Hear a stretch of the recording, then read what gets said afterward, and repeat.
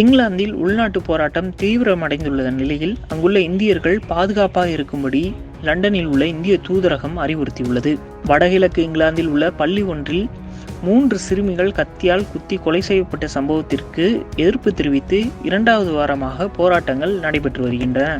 நாட்டில் பல்வேறு நகரங்களில் இஸ்லாமிய சமூகத்தினருக்கும் புலம்பெயர்ந்தவர்களுக்கும் எதிராக நடைபெற்ற போராட்டம் வன்முறையாக மாறியுள்ளது.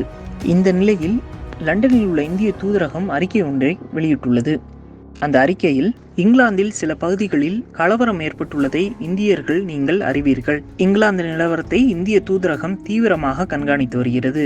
இந்தியாவில் இருந்து இங்கிலாந்து வரும் பயணிகள் சூழ்நிலையை கருத்தில் கொண்டு கவனமுடன் இருக்க வேண்டும். உள்ளூர் செய்திகள் மற்றும் உள்ளூர் பாதுகாப்பு அதிகாரியின் அறிவுரைகளை பின்பற்ற வேண்டும்.